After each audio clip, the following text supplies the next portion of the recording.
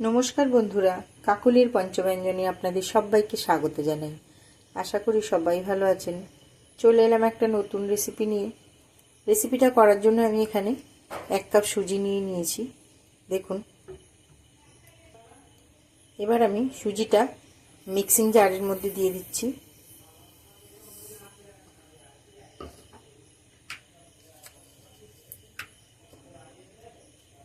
ভালো করে গুঁড়ো করে নেব।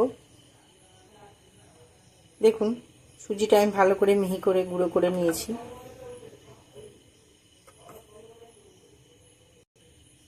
এবার আমি একটা পাত্র নিয়ে নিয়েছি। এই পাত্রের মধ্যে আমি সুজিটা ঢেলে দিলাম।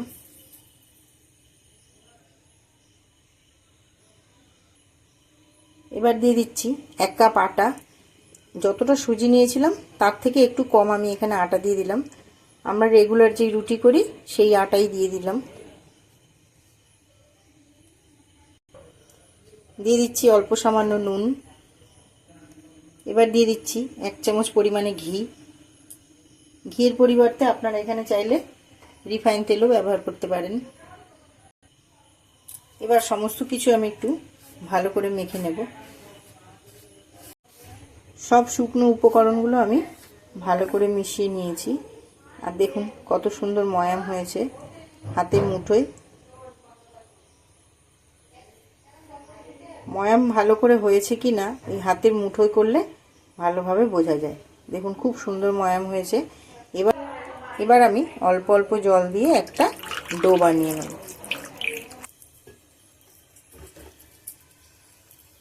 এমনভাবে ডোটা করতে হবে যাতে ডোটা খুব শক্ত না হয়, আবার খুব নরম নাও হয়ে যায়। দেখুন ডোটা আমার রেডি করা হয়ে গেছে। এই রকম হবে, এর থেকে বেশি নরম করা যাবে না। এবার আমি একটা প্লেট দিয়ে ঢাকা দিয়ে রেখে দিচ্ছি। এবার আমি গ্যাসটা অন করে একটা কড়াই বসিয়ে দিয়েছি। আর কড়াই দিয়ে দিলাম এই মেজারিং কাপের 1 কাপের একটু কম চিনি। আর দিয়ে দিচ্ছি জল।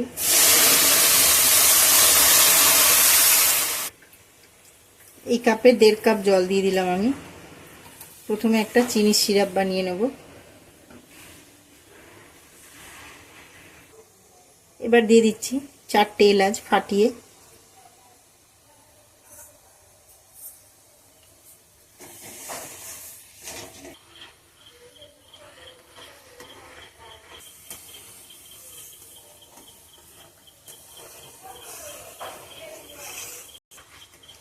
খেয়াল রাখতে হবে চিনির সিরাপটা যাতে খুব গাঢ় না হয়ে যায়। এবার আমি গ্যাসটা অফ করে চিনির সিরাপটা ঠান্ডা হতে দিচ্ছি। এবার আমি একটা বাটি নিয়ে নিয়েছি। বাটির মধ্যে দিয়ে দিচ্ছি চালের গুঁড়ো। প্রথমে দিয়ে দিচ্ছি 1 চামচ।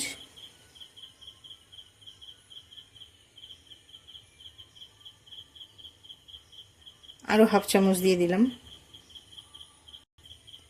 আর দিয়ে দিচ্ছি 1 চামচ ঘি। এবার আমি এই ঘি আর চালের গুঁড়ো দিয়ে একটা ব্যাটার বানিয়ে নেব।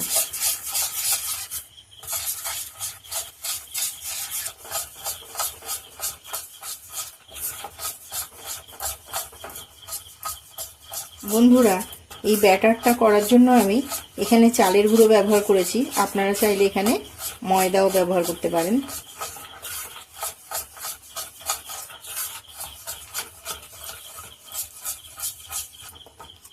ব্যাটারটা আমার হয়ে গেছে। ডোটা বানিয়ে রেখেছিলাম, ঢাকনাটা খুলছি।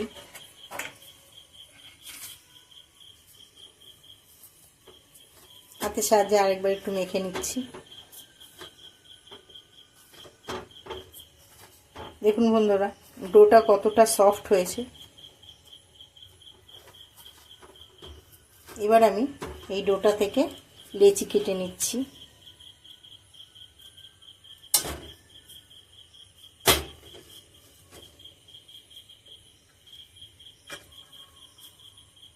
সবকটা লেচি আমি কেটে নিয়েছি। আমার এখানে 4টে 8টা 9টা লেচি হয়েছে। এবার আমি কয়েকটা রুটি বেলে নেব।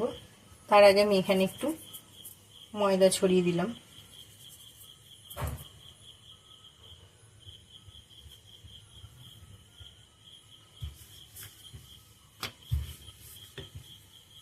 একটু পাতলা করেই বেলতে হবে বন্ধুরা।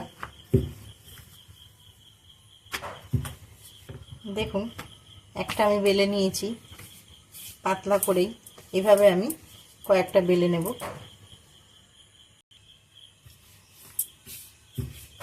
বন্ধুরা আমার এখানে 5টার দরকার, আমি 5টাই বেলেছি। 3টে 4টে 5টা। এবার আমি একটা রুটি নিয়ে নিয়েছি, নিয়ে তার উপরে আমি একটু ব্যাটার লাগিয়ে নেব।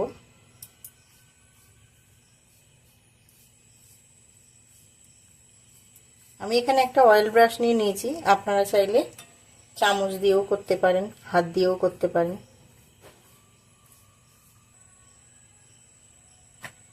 দিয়ে আমি এর উপরে একটা রুটি দিয়ে দিলাম।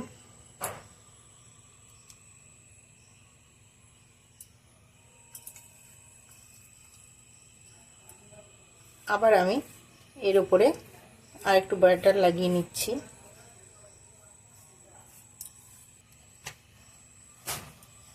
আবার আরেকটা রুটি আমি এর উপর দিয়ে দিলাম।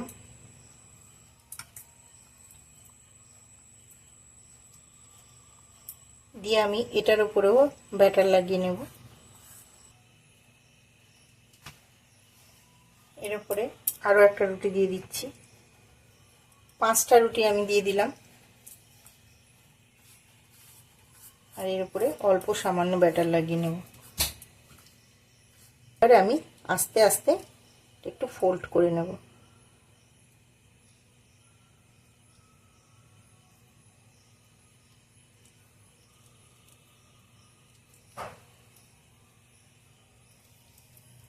ফোল্ড করে আস্তে আস্তে হাত দিয়ে প্রেস করে এটাকে একটু লম্বা করে নেব।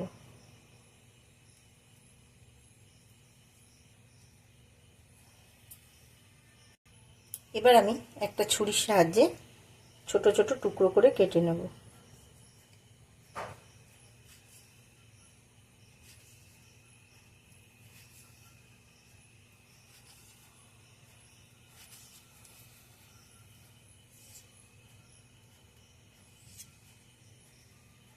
দেখুন আমি সব কটা কেটে নিয়েছি। সামান্য পরিমাণে ময়দা ছড়িয়ে দিলাম। হালকা হাতে বেলতে হবে।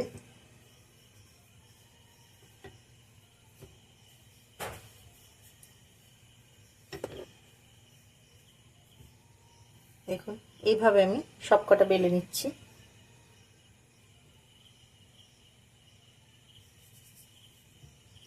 বন্ধুরা এতক্ষণ হয়তো আপনারা বুঝতেই পারছেন যে আমি এটা কি করছি।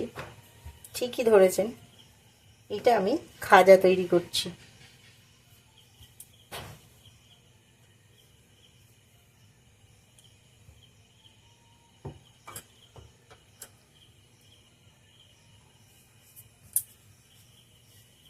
রথের সময় এলে আমার বাড়ির সবাই বলে খাজাটা বানাবে না, কবে বানাবে।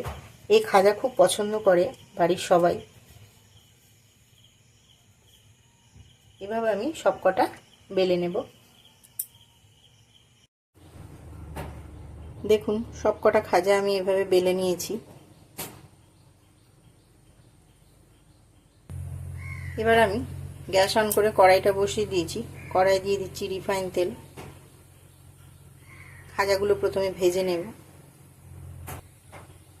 এবার রিফাইন তেলের মধ্যে আমি 1 চামচ ঘি দিয়ে দিলাম। ঘিটা অপশনাল, আপনারা চাইলে নাও দিতে পারেন, শুধু রিফাইন তেলেই ভাজতে পারেন। ঘিটা দিলাম আমি কারণ গন্ধটা খুব সুন্দর হবে আর খাজাটা খেতেও খুব ভালো লাগবে।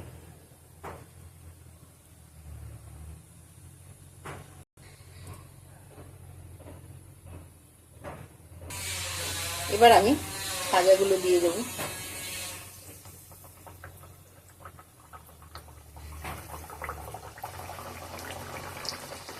গ্যাসের ফ্লেমটা লোতে রেখে আস্তে আস্তে ভাজতে হবে।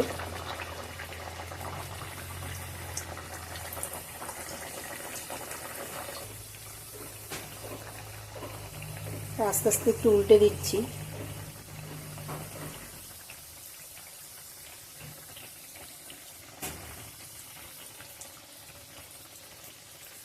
বন্ধুরা, আপনারা দেখতেই পাচ্ছেন কি সুন্দর হালকা ব্রাউন কালার এসছে। প্রথমবারের খাজাগুলো আমার ভাজা হয়ে গেছে, এবার আমি তুলে নেব।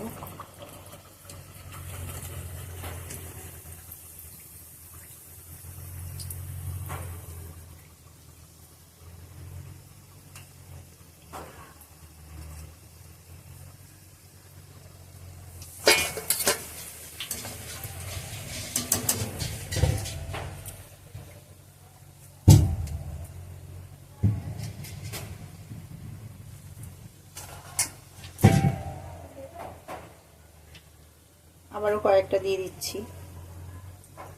এভাবে আমি সবকটা খাজা ভেজে নেব।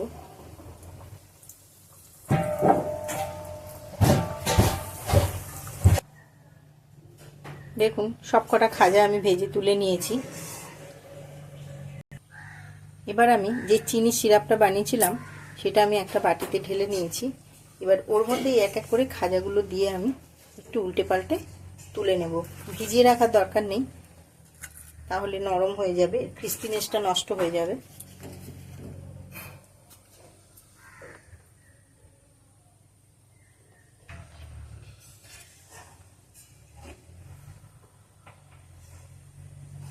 তুলে নিচ্ছি।